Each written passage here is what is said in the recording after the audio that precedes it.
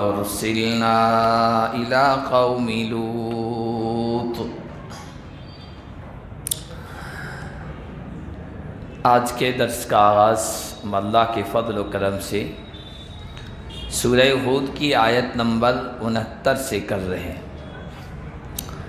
انبیاء کرام علیہم صلوات و تسلیمات کی سرگزشت اور ان کی زندگی اور ان کی قوموں کے قصے اور واقعات بیان ہو رہے ہیں۔ حضرت نوح، حضرت ہود اور حضرت صالح علیہ السلام کا واقعہ پہلے بیان ہو چکا ہے۔ آج جو آیتیں پڑھی ہے اس میں شروع میں حضرت ابراہیم علیہ السلام کا ذکر ہے ضمناً، اور اس کے بعد حضرت لوط اور ان کی قوم کے بارے میں کچھ آیات ہیں۔ اللہ تعالیٰ نے فرمایا وَلَقَدْ جَاءَتْ رُسُلُنَا إِبْرَاهِيمَ بِالْبُشْرَى، ہمارے رسول یعنی ہمارے فرشتے ابراہیم کے پاس خوشخبری لے کے آئے۔ خوشخبری کس چیز کی لے کے آئے تھے؟ ظالم اور گنہگار قوم کی بربادی کی۔ اسے معلوم ہوا کہ کسی ظالم کا، فرد کا یا قوم کا برا انجام ہو تو اس پر خوش ہوا جا سکتا ہے، اس کو خوشخبری کہا گیا ہے۔ اور بندوں سے بھی یہ کہا گیا کہو الحمدللہ الذی نجانا من القوم الظالمین، اللہ کی تعریف، اللہ کا شکر جس نے ظالم لوگوں سے نجات دے دی۔ تو قوم لوط کی بربادی کی خوشخبری لے کے آئے تھے، اس کے بارے میں کہا جا رہا ہے۔ تو آتے ہی فرشتوں نے کہا سلاما، سلام کہا۔ قال سلام، حضرت ابراہیم علیہ السلام نے بھی جواب میں سلام کہا۔ علماء کرام نے یہاں سے لکھا ہے کہ آنے والے مہمان کا، آنے والے شخص کی ذمہ داری یہ ہوتی ہے کہ وہ سلام میں پہل کرے۔ فرشتوں نے آتے ہی سلام میں پہل کی، اور پھر حضرت ابراہیم علیہ السلام نے سلام کا جواب دیا۔ سلام یہ تمام نبیوں کی سنت ہے ہی، لیکن فرشتوں کی بھی سنت ہے۔ فرشتوں نے بھی آ کر سلام میں پہل کی، حضرت ابراہیم علیہ السلام کو سلام کیا۔ حدیث شریف میں یہ بھی آیا ہے کہ حضرت آدم علیہ السلام کا جب پتلا تیار ہو گیا، اس میں روح پھونک دی گئی۔ روح پھونکی گئی تو انہیں چھینک آئی تو اللہ تعالیٰ کی طرف سے کہا گیا الحمدللہ کہو، کیونکہ چھینک آنا صحت مندی کی علامت ہے۔ پھر اس کے بعد اللہ تعالیٰ نے کہا جاؤ، وہ فرشتوں کی جماعت بیٹھی ہوئی ہے، فرشتے کچھ بیٹھے ہوئے ہیں، ان کو جا کر السلام علیکم کہو۔ پھر انتظار کرو وہ واپس رپلائی کیا دیتے ہیں، جواب کیا دیتے ہیں۔ جو وہ جواب دیں گے وہی تمہاری ذریت کا، تمہاری آنے والی نسل کا جواب ہوگا اور سلام ہوگا۔ حضرت آدم علیہ السلام نے جا کر السلام علیکم کہا، فرشتوں نے کہا وعلیکم السلام۔ تو اس وقت سے یہ سلام اور سلام کے جواب کا طریقہ چلا آ رہا ہے۔ فما لبث ان جاء بعجل حنیذ، نہیں ٹھہرے کہ ایک بنا ہوا بچڑا لے کے آئے۔ حضرت ابراہیم علیہ السلام بڑے مہمان نواز تھے۔ مہمان جب گھر میں آئیں تو میزبان کی یہ ذمہ داری ہے، اور مہمان کے احترام کا تقاضا یہ ہے کہ اس سے یہ نہ پوچھا جائے چائے تو پی کر ہی آئے ہوں گے، کھانا تو کھا کر ہی آئے ہوں گے، یا کیا چاہیے آپ کو، کیا لیں گے، یہ نہیں۔ ہاں ٹھیک ہے، کوئی احتیاط والا ہے تو پوچھ سکتے ہیں آپ میٹھی چائے لیتے ہیں یا نہیں لیتے ہیں، یہ، لیکن پوچھے بغیر ان کے لیے انتظام کرنا چاہیے، کیونکہ مہمان تو تکلف کرے گا۔ تو حضرت ابراہیم علیہ السلام بڑے مہمان نواز تھے۔ روایات میں آتا ہے بغیر مہمان کے آپ کبھی کھانا نہیں کھاتے تھے، ہر وقت دسترخوان بچھا رہتا تھا، تو کھانا نہیں کھاتے تھے بغیر مہمان کے، مہمان ڈھونڈا کرتے تھے۔ ایک مرتبہ کوئی ایسا مہمان آ گیا، وہ کہنے لگا کہ میں نہیں کھاؤں گا آپ کے ساتھ۔ کہا کھانا تو پڑے گا ہی۔ کہا کہ میں تو قیمت دوں گا، بغیر قیمت کے نہیں کھاؤں گا۔ حالانکہ حضرت ابراہیم تو ایسے ہی کھلاتے تھے مہمانوں کو۔ تو کہا کہ کھاؤ تو صحیح، پہلے کھایا، تناول فرمایا کھانا، اس کے بعد کہنے لگا اب بتاؤ قیمت کیا ہے اس کھانے کی، میں قیمت ادا کر دوں۔ حضرت ابراہیم علیہ السلام نے کہا کہ تم نے کھا لیا ہے، کھانے کی قیمت یہ ہے اذکر اسم اللہ فی اولہ واحمد اللہ فی آخرہ، پہلے اللہ کا نام لے لیا کرو اور آخر میں الحمدللہ کہہ دیا کرو، یہی کھانے کی قیمت ہے، آئندہ جب کبھی بھی آنا میرے کھانے کی قیمت یہی ہے۔ تو مہمان نواز تھے، میزبانی کیا کرتے تھے، بنا ہوا بچڑا فوراً لے کے آئے۔ فلما رأى أيديهم لا تصل إليه نكرهم، کھانا تو رکھ دیا مہمانوں کے سامنے، لیکن دیکھا کہ مہمان ہاتھ آگے بڑھا ہی نہیں رہے۔ اور اس زمانے میں رواج یہ تھا کہ لوگ کسی کے یہاں جاتے تھے اور کھانا نہیں کھاتے تھے تو اس کا مطلب یہ ہے کہ برائی کے ارادے سے آئے، لوٹ مار کے ارادے سے آئے، نقصان پہنچانے کے ارادے سے آئے۔ تو اوجس منہم خیفہ، ان کو اجنبی محسوس کیا، نکرہم، اور ان سے ڈر محسوس کیا، پتہ نہیں کس ارادے سے آئے۔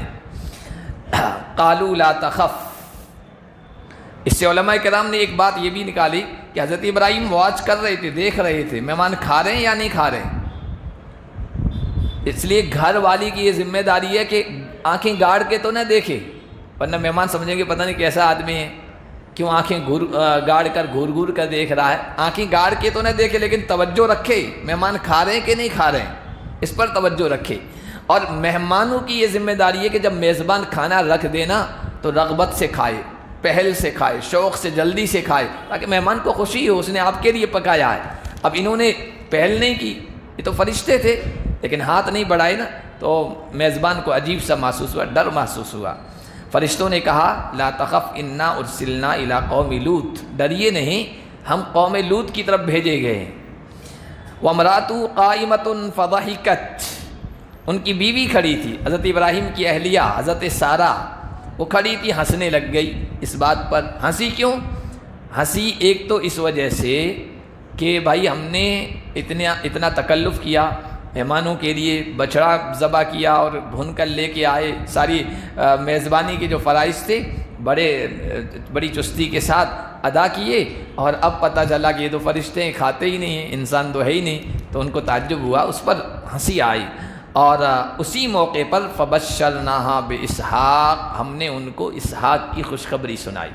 حضرت ابراہیم علیہ السلام کی اہلیہ حضرت ہاجرہ کے بطن سے تو حضرت اسماعیل پیدا ہو چکے تھے، حضرت سارہ ان سے بڑی تھی، پہلی بیوی بھی تھی، لیکن ابھی تک ان کے بطن سے کوئی اولاد نہیں تھی، اور عمر بھی ہو چکی تھی، تو انہوں نے خوشخبری سنائی کہ آپ کے بھی اولاد ہوگی اللہ کے کرم اور فضل سے، اور صرف اولاد نہیں ہوگی بلکہ ڈبل خوشی کے آپ کے پوتے آئیں گے، پر پوتے بھی آئیں گے، نبی ہوں گے، یہ بھی خوشخبری سنا دی۔ پوتے آئیں گے، اسحاق بیٹے کی خوشخبری سنائی، اور من وراء اسحاق یعقوب، اور اسحاق کے بعد یعقوب یعنی پوتے کی بھی خوشخبری سنائی۔ قالت یا ویلتا االد وانا عجوز وہذا بالی شیخا، تو پھر ان کو اور تعجب ہوا، حیرانگی ہوئی، کہنے لگی ارے مجھے بچہ ہوگا جبکہ میں بوڑھی ہو چکی ہوں، اور یہ میرے شوہر بڑے ہو چکے ہیں، ان ھذا لشیء عجیب، یہ بڑی حیرت انگیز چیز ہے، عجیب چیز ہے، اب کیسے اولاد ہوگی؟ عمر کی اس مدت کو، اس مرحلے کو پہنچ چکے تھے دونوں میاں بیوی کہ وہاں سے اولاد ہونا ممکن نہیں ہوتا ہے، اس لیے حیرانگی ہوئی، تعجب ہوا ان کو۔ تو فرشتوں نے جواب دیا قالوا اتعجبین من امر اللہ رحمت اللہ وبرکاتہ علیکم علی البیت، تم تعجب کر رہی ہو اللہ کے حکم اور فیصلے پر، جبکہ اللہ کی رحمت، اللہ کی طرف سے برکتیں تم گھرانے والوں پر مسلسل برستی رہتی ہے۔ نبی کا گھرانہ ہے، نبیوں کے والد کا، ابا کا، حضرت ابراہیم کی نسل میں تو بعد میں سارے انبیاء آئے، حضور بھی حضرت ابراہیم علیہ السلام کی نسل میں سے ہیں، 6000 تقریباً نبی آئے حضرت ابراہیم کی نسل میں سے، اتنے عظیم پیغمبر تھے، اس کے گھرانے کے ہو، اور اللہ کی طرف سے معجزے، حیرت انگیز چیزیں تم اپنی آنکھوں سے دیکھتی رہتی ہو ابراہیم کے ذریعے سے، تم کیوں تعجب کر رہی ہو؟ تمہارے لیے تو یہ کوئی نئی چیز نہیں ہے، انوکھی چیز نہیں ہے۔ انہ حمید مجید، وہ تو اللہ ایسی ذات ہے جو ایسے کارنامے اور ایسی قدرت کی چیزیں دنیا کے سامنے پیش کرتا رہتا ہے کہ حمید، وہ اچھی صفات والا، اس کی تعریف کی جاتی ہے، مجید، عظمت والا، بزرگ والا، اللہ کے لیے کوئی مشکل تھوڑی ہے کہ بڑھاپے میں اولاد دے دے، یہ اللہ کے لیے کچھ بھی مشکل نہیں ہے۔ قرآن تو یہ کہتا ہے، نبیوں کی سرگزشت یہ کہتی ہے کہ دودھ پیتا بچہ جو ابھی پیدا ہوا ہے اور جس عمر میں بچے بولتے نہیں ہیں نا، دودھ پیتا بچہ بھی اللہ کی قدرت سے بولا ہے۔ بوڑھی عورت نے بھی بچہ جنا ہے، بانج عورت بھی صاحب اولاد ہو گئی ہے، بانج اولاد، حضرت زکریا کی بیوی خود حضرت زکریا، اور یہاں بوڑھی عورت ہے، عجوز ہے، بڑی عمر کی عورت حضرت سارہ، ان کی اولاد ہو گئی ہے۔ اور قرآن کہتا ہے کہ نابینا بھی بینا بن گئے ہیں اللہ کے حکم سے، حضرت عیسیٰ کے ہاتھوں معجزے کے ذریعے سے۔ اور اب کیا کیا نہیں ہوا ہے۔ لوگوں کے لیے اس طرح کی چیز کرنا مشکل ہے، اللہ کے لیے کچھ بھی مشکل نہیں ہے۔ اللہ موسموں کا پابند نہیں ہے، بڑھاپا بھی ایک موسم ہے نا، اس موسم میں پھل نہیں لگتے، اولاد نہیں لگتے، لیکن اللہ موسموں کا پابند نہیں ہے، بغیر موسم کے بھی مریم کو پھل دیا تو زکریا کو بھی اولاد کی شکل میں پھل دے دیا۔ تو یہ اللہ ہے، اچھی صفات والا ہے، عظمت و بزرگی والا ہے، وہ تمہیں دے گا۔ یہ سب بات چیت ہوئی حضرت ابراہیم اور فرشتوں کے درمیان۔ تو فلما ذهب عن ابراہیم الروع وجاءت البشرى، جب ابراہیم کا ڈر ختم ہو گیا، وہ جو ڈر ہو گیا تھا، پتہ نہیں کیسے دشمن ہیں، کون ہیں، کس ارادے سے آئے ہیں، کھانا بھی نہیں کھا رہے ہیں، ڈر لاحق ہو گیا تھا، اور وہ ڈر ختم ہو گیا اور خوشخبری آ گئی۔ تو پتہ چلا یہ تو اللہ کے فرشتے ہیں۔ یجادلونا فی قوم لوط، قوم لوط کے بارے میں ہم سے بحث کرنے لگے، جھگڑنے لگے۔ انہوں نے کہا تھا نا قوم لوط کو تباہ برباد کرنے جا رہے ہیں۔ اللہ کی قدرت ہے، دیکھو ایک پوری قوم کے جس وقت تباہی کے فیصلے کیے جا رہے ہیں نا، اسی وقت ایک ایسے قوم کے وجود میں آنے کے فیصلے ہو رہے ہیں جس کے اندر نبیوں کا سلسلہ۔ قوم لوط کی تباہی کی خوشخبری سنائی گئی نا ایک طرف، اور اسی وقت خوشخبری سنائی جا رہی ہے سارا تمہارے بیٹا ہوگا اسحاق، پھر اسحاق کے بیٹا ہوگا یعقوب، یا وہ بھی نبی ہوگا، یعقوب کے بیٹا ہوگا یوسف، وہ بھی نبی ہوگا، اور اس سے پھر آگے کتنی ساری قومیں وجود میں آئیں گی، اور ان میں بڑے بڑے نبی ہوں گے، خلفاء ہوں گے، ملوک ہوں گے، بادشاہ بھی ہوں گے۔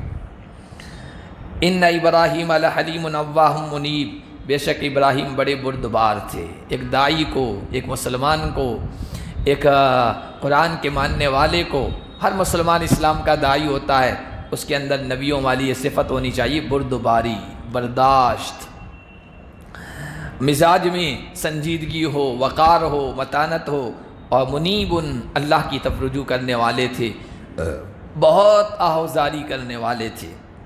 یا ابراہیم عارضا ھذا، وہ کہنے لگے قوم لوط کو کیوں برباد کرو گے، اس میں لوط ہیں، اس میں ان کے ساتھ ایمان لانے والے بھی کچھ لوگ ہیں، ان کو کیسے تباہ برباد کرو گے آپ؟ تو فرشتوں نے کہا ابراہیم آپ یہ جانے دو، چھوڑ دو، انہو قد جاء امر ربک، تیرے رب کا فیصلہ آ چکا ہے، وَإِنَّهُمْ آتِيهِمْ عَذَابٌ غَيْرُ مَرْدُودٌ، ان پر اللہ کا ایسا عذاب آنے والا ہے جس کو ٹالا نہیں جا سکتا، رد نہیں کیا جا سکتا، یہ فیصلہ قطعی ہو چکا ہے، ابھی واپس نہیں ہوگا۔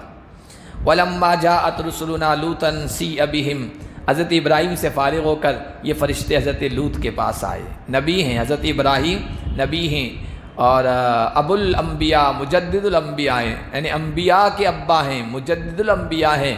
حضرت لوط بھی نبی ہیں، لیکن ان کو نہیں علم کہ جو آدمیوں کی شکل میں ان کے پاس کوئی مخلوق آئی ہے نا، وہ کون ہے۔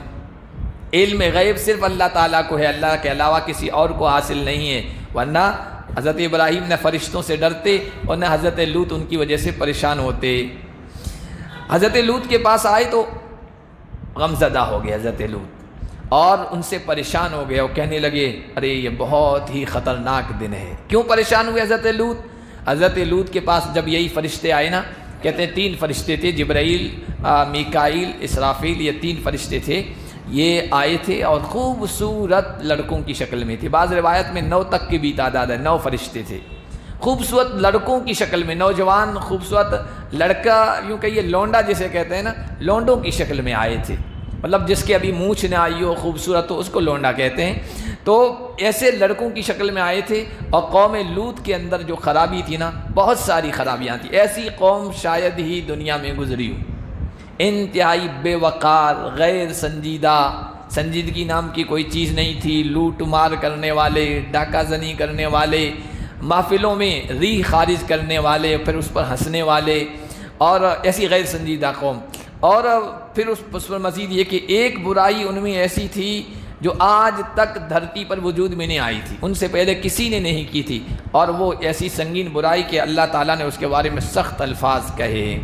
وہ تھی کہ لڑکوں سے اپنی خواہش پوری کرتے تھے۔ اب فرشتے بھی خوبصورت لڑکوں کی شکل میں آئے۔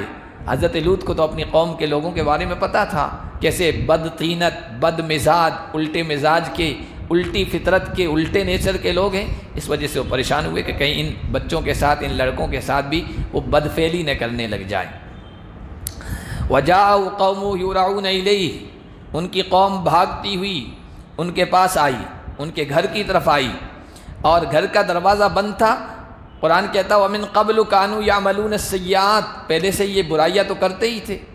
میں نے کہا سب سے بڑی برائی ان کی یہ تھی، کفر و شرک تو تھا ہی، دوسری غیر سنجیدگی کی باتیں تھے ہی، لڑکوں سے اپنی خواہش پوری کرنا یہ ان کے اندر تھا، اور ناانصافی، ظلم، زیادتی، راہگیروں کو، مسافروں کو، اجنبیوں کو لوٹ لینا، ان کے ساتھ ناانصافی کرنا، یہ ان کے ساتھ ان کا معاملہ تھا۔ عجیب و غریب واقعہ لکھا تاریخ کی کتابوں میں، ایک واقعہ لکھا کہ حضرت ابراہیم علیہ السلام فلسطین میں رہ گئے تھے، اپنے بھتیجے حضرت لوط کو اردن، جو اردن علاقہ جارڈن، وہاں اس علاقے کی طرف اس زمانے میں صدوم اور عمورہ نامی آبادیاں تھیں، وہاں نبی بنا کر اللہ کی طرف سے بھیجے گئے تھے حضرت لوط۔ کچھ عرصے کے بعد حضرت ابراہیم نے چاہا میرے بھتیجے ہیں، ان کی گھر والی ہے، حالات معلوم کروں، تو ایک آدمی کو بھیجا، دمشق کے کسی آدمی کو بھیجا، جاؤ حالات معلوم کر کے آؤ۔ وہ آدمی آیا اور صدوم کی بستی کے کنارے پہنچا تھا، وہاں اس کو کوئی صدومی، اس علاقے کا ایک آدمی مل گیا لوط علیہ السلام کی قوم کا، تو اس سے پوچھا حضرت لوط کے بارے میں، کہاں ہیں، میں وہاں ان تک کیسے پہنچ سکتا ہوں؟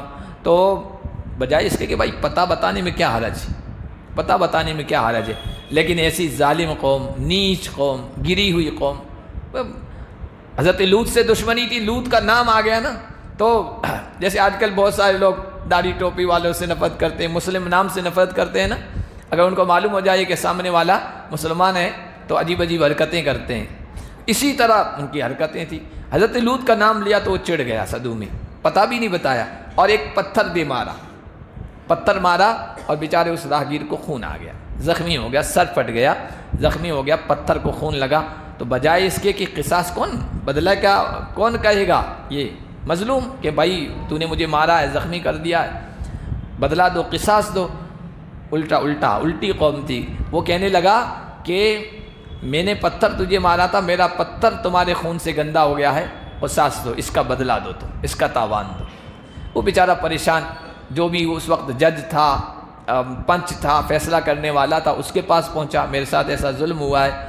تو یہ قوموں کا مزاج ہے، جب لوگ آپس میں ظلم کرتے ہیں نا، انصاف نہیں کرتے ہیں نا، عدالتیں بھی اس سے متاثر ہوتی ہے، عدالتیں بھی پھر ظالمانہ فیصلے کرتے ہیں۔ عدالتوں کے فیصلے کیسے آ رہے ہیں؟ کیونکہ آپس میں لوگ ایک دوسرے پر ظلم کر رہے ہیں، تو عدالتوں کے فیصلے بھی ناانصافی کے ہی آ رہے ہیں، یہ ایک فطری قانون ہے۔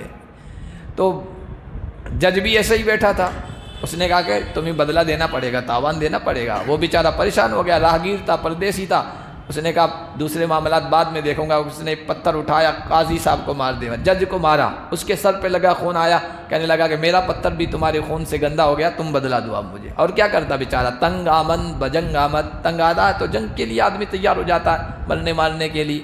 ایسی غیر سنجیدہ قوم تھی۔ پھر مزید یہ برائی ان کے اندر، حضرت لوط کے گھر پہ آئی، تاریخ کی روایت میں آتا ہے دروازہ بند تھا، کھڑکیوں کے ذریعے سے دیوار پھاند کے اندر آنے کی کوشش کر رہے تھے۔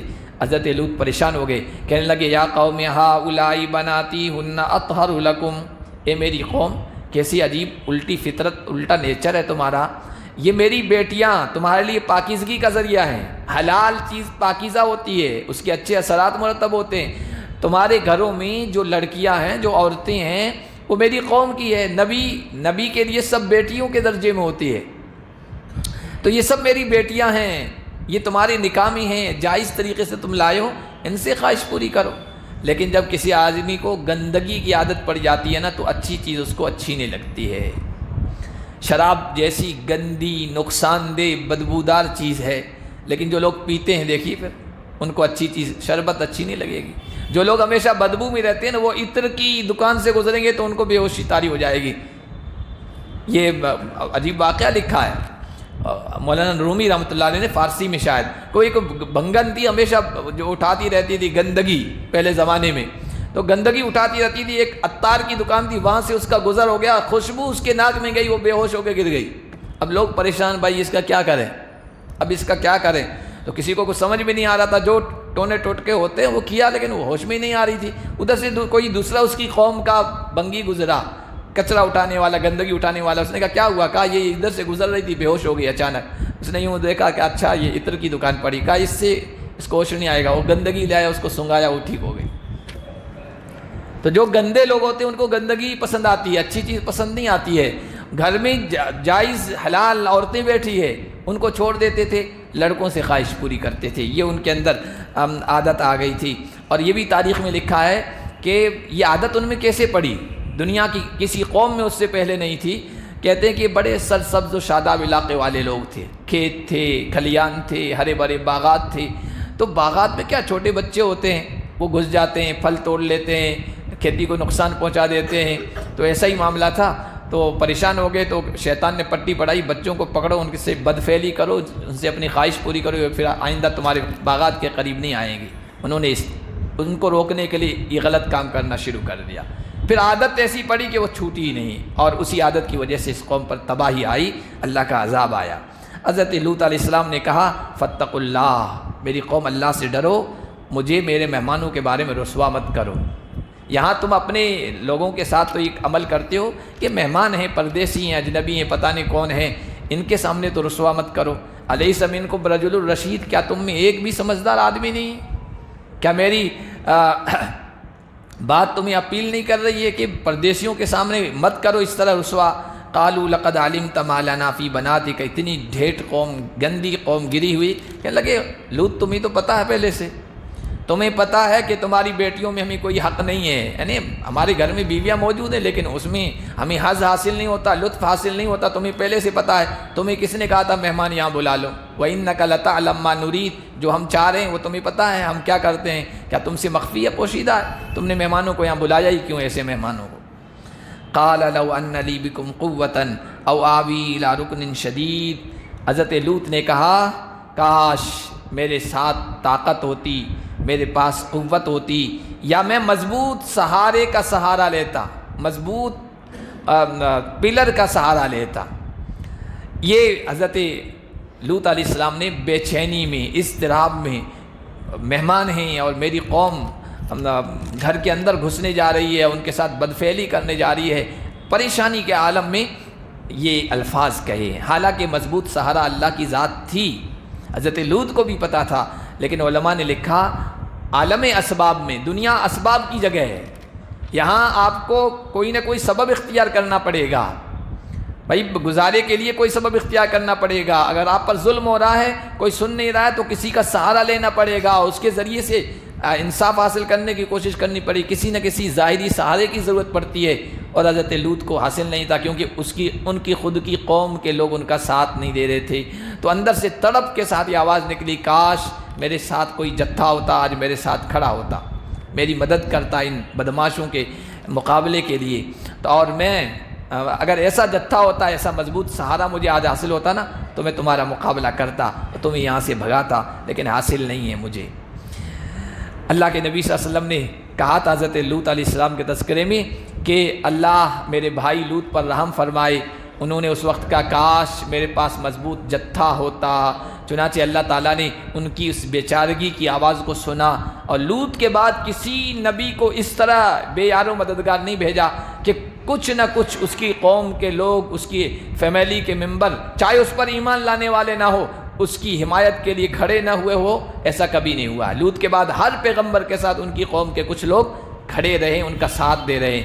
اللہ کے نبی کی زندگی کے بارے میں بھی آپ دیکھیے، جب قریش کے لوگ بائیکاٹ کر رہے تھے نا، بنو ہاشم، بنو عبد المطلب، یہ بھی انہی قریش کے ہی خاندان تھے، حضور پر ایمان نہیں لائے تھے، حضور پر ایمان نہیں لائے تھے، لیکن حضور کے ساتھ کھڑے تھے کہ بائیکاٹ کیا ہے، ہم بھی آپ کے ساتھ رہیں گے۔ ظلم کرتے تھے تو وہ سامنے آتے تھے، مت کرو ظلم، حضور کا ساتھ دیتے تھے۔ حضرت لوط کے بعد ہر پیغمبر کے ساتھ اللہ تعالیٰ نے ایسا معاملہ کیا، ظاہری طور پر کسی نہ کسی کو، چاہے وہ ایمان والا نہ ہو، اس کے دل میں بات ڈالی اور نبیوں کا ساتھ دیتے رہے۔ وہ قالوا یا لوط انا رسل ربک لن یصلوا الیک فاسر باہلک، حضرت لوط کی بے چینی دیکھی، گھبراہٹ دیکھی نا، تو اب فرشتوں نے حقیقت کھول دی، کہا کہ لوط گھبرانے کی ضرورت نہیں ہے، ہم انسان نہیں ہیں، لڑکے نہیں ہیں کہ ہمیں نقصان پہنچا دیں گے، ہم آپ کے رب کی طرف سے بھیجے ہوئے ہیں، یہ آپ تک پہنچ ہی نہیں سکتے۔ آپ اپنے گھر والوں کو رات کے کسی ٹکڑے میں لے کے نکل جائیے، اور جو تمہارے ساتھ نکلنے والے ہوں لا یلتفت منکم احد، ان میں سے کوئی پیچھے مڑ کر نہیں دیکھے گا۔ اس بستی پر اب عذاب آیا چاہتا ہے اور اس کی جڑ ہم کاٹ دیں گے۔ یہ 14ویں پارے میں آیا دابر الذین ظلموا، یہ ظالم لوگ ہیں، اس کی جڑ ہم کاٹ دیں گے، نام و نشان مٹا دیں گے، پیچھے مڑ کر کوئی نہیں دیکھے سوائے بیوی کے۔ بیوی کچھ حد تک تمہارے ساتھ چلے گی، وہ پیچھے اپنی، کیونکہ بیوی مومن نہیں تھی، ایمان نہیں لائی تھی، بیوی کا عقیدہ، بیوی کی حمایت، بیوی کا سپورٹ اپنی قوم کے لوگوں کی طرف تھا، ایمان والی نہیں تھی، تو کہا کہ وہ چلے گی لیکن پیچھے مڑ کر دیکھ لے گی تو وہ بھی عذاب کا شکار ہو جائے گی۔ انہ مصیبھا ما اصابہم، جو قوم کے لوگوں کو پہنچنے والا ہے وہ اس کو بھی پہنچے گا۔ ان موعدہم الصبح، رات کے وقت یہ کہا تھا ان پر عذاب آنے کا وقت صبح کا ٹائم ہے۔ الیس الصبح بقریب، اے لوط کیا صبح اب قریب نہیں ہے؟ بس اب آیا چاہتی ہے، اب گھبرائیے نہیں۔ فلما جاء امرنا جعلنا عالیہا سافلہا وامطرنا علیہا حجارۃ من سجیل منضود، جب ہمارا حکم اور فیصلہ آ گیا ہم نے اس بستی کے نچلے حصے کو، اوپر کے حصے کو نیچے کر دیا، اور کھنگر کے مضبوط تہ بتا پتھر کی برسات ہم نے ان پر برسائی، مسومۃ عند ربک، جو تمہارے رب کی طرف سے نشان زدہ تھے۔ یہ تو آج آیا ہے نا، آج کی ترقی یافتہ سائنس اور ٹیکنیک کا نظام ہے کہ دشمن کے قریب جانے کی ضرورت نہیں ہے، ایسے طیارے اور ایسی چیزیں تیار ہیں، کمپیوٹر میں فٹ کر دیتے ہیں، جہاں دشمن بیٹھا ہے وہیں جا کے میزائل لگ جاتا ہے، آٹومیٹک سسٹم۔ یہ آج آیا ہے، رب کی طرف سے پہلے سے یہ سامان تھا۔ مسومۃ عند ربک، آج کا دشمن پہلے جاسوسی کرتا ہے، دشمن کہاں بیٹھا ہے، اور پھر اپنے آفس میں بیٹھے بیٹھے فوجی لوگ وہ بس بٹن دباتے ہیں، اتنی دوری پہ دشمن بیٹھا ہے، اور پھر جا کے سیدھا میزائل وہیں لگتا ہے۔ تو مسومۃ عند ربک، یہ جو پتھر تھے نا، ایک ایک کا نام لکھا ہوا تھا، فلاں کو لگنا، فلاں کو، نشان زدہ تھے۔ وما ہی من الظالمین ببعید، اللہ فرما رہے ہیں ظالم لوگوں سے یہ بستیاں دور نہیں ہیں۔ یہ قریش کے لوگوں کو کہا جا رہا ہے، ظلم کی راستے اور راہ کو اپنائے ہوئے ہیں نا، انہیں کہا جا رہا ہے آنکھیں کھولو، نبی کی مخالفت مت کرو، یہ ظالم قومیں ہیں، ان سے تمہارا گزر ہوتا ہے۔ رحلۃ الشتاء والصیف، سردی و گرمی کے موسم میں یمن جاتے ہو، ملک شام جاتے ہو نا، بیچ میں ان کے کھنڈرات پڑ رہے ہیں، تباہ شدہ بستیاں بیچ میں پڑی ہے، تم گزرتے ہو، تم کو ان کی اسٹوری، ان کی کہانیاں پتہ ہیں، ظلم کرنے والوں کا انجام کیا ہوا، آنکھیں کھول کے دیکھ لو۔ لیکن انسان ہے کہ عبرت حاصل نہیں کرتا۔ دنیا میں آج بھی عبرت کے نمونے ہیں نا، وہ علامہ اقبال نے نہیں، خواجہ عزیز الحسن مجذوب رحمۃ اللہ علیہ نے کہا تھا کہ جہاں میں ہر سو عبرت کے نمونے، مگر تجھ کو غافل کیا رنگ و بو نے، کیا کبھی غور سے بھی دیکھا ہے تو نے، جو محل تھے آباد اب ہیں وہ سونے، جگہ جی لگانے کی دنیا نہیں ہے، یہ عبرت کی جا ہے تماشا نہیں ہے۔ ہر طرف دنیا میں عبرت کے نمونے آج بھی پھیلے ہوئے ہیں، مگر دنیا کی رنگینی، دنیا کی محبت نے ہماری آنکھیں بند کر دیے، ہم ان کو دیکھ نہیں پا رہے ہیں۔ جو محل تھے کل آباد تھے، بارونق تھے، آج سونے پڑے ہیں، کھنڈرات کی شکل میں وہ پڑے ہیں، لوگ عبرت کے لیے دیکھنے جاتے ہیں۔ تو یہ تمہارے سامنے ہے، ظالم لوگوں کی یہ بستیاں، اے قریش کے لوگوں تم سے بعید نہیں ہے، دور نہیں ہے، لہذا ان سے عبرت حاصل کرو، نافرمانی سے باز آ جاؤ۔ حضرت لوط علیہ السلام کی قوم کو جو عذاب آیا نا، 3 طرح کا عذاب آیا، اتنا سنگین عذاب کسی پر بھی نہیں آیا ہے۔ ایک چیخ آئی، زلزلے کی آواز تھی یا کوئی فرشتے کی چیخ تھی، اور دوسرا پتھر برسائے گئے، پتھروں کی بارش ان پر کی گئی، تیسرا فرشتے نے یوں اٹھایا اور اوپر لے جا کر جو نیچا پٹکا ہے، آپ سرچ کر لینا، گوگل سرچ کر لینا، قوم لوط آباد تھی نا جس جگہ، اس جگہ آج البحر المیت ہے، میپ میں ڈیڈ سی لکھا ہوگا، ڈیڈ سی، مردار سمندر، 400 میٹر سطح سمندر سے، پوری دنیا میں سطح سمندر سے سب سے نیچی زمین، نچلا حصہ قوم لوط جہاں آباد تھی وہ ہے، سرسبز شاداب علاقہ تھا، آج وہاں کچھ بھی نہیں اگتا ہے، وہاں وہ ڈیڈ سی ہے، مردار جھیل ہے جس کے پانی میں کوئی جانور بھی زندہ نہیں رہتا ہے۔ یہ اللہ کا عذاب اور اس کی نشانی اور اللہ کے پھٹکار کی علامت تھی، آج بھی اس میں جانور زندہ نہیں رہتا ہے، اتنا گندا فعل تھا۔ اللہ نے اس لیے بیان کیا ہے کہ آنے والی قومیں بھی اس عمل میں مبتلا ہوں گی۔ اللہ کے نزدیک کتنا ناپسندیدہ ہے اس لیے عبرت کے لیے قرآن میں یہ سارے واقعات رکھے گئے ہیں۔ اس لیے اللہ کے نبی نے بھی اپنی امت کو متنبع کر دیا تھا، انی اخاف علی امتی من عمل قوم لوط، مجھے اپنی امت کے بارے میں جن چیزوں کا ڈر ہے نا، ان میں ایک چیز قوم لوط کے عمل اور ان کی بدفعلی کا بھی ڈر ہے کہ میری امت میں بھی کہیں یہ پھیل نہ جائے۔ اور حضور نے فرمایا ملعون من اتی من امرأۃ فی دبورہا، جو آدمی اپنی عورت کے ساتھ بھی اگر یہ عمل کرے نا وہ ملعون ہے۔ قرآن و حدیث میں سب سے سنگین خطرناک جو لفظ ہے نا وہ لعنت کا ہے۔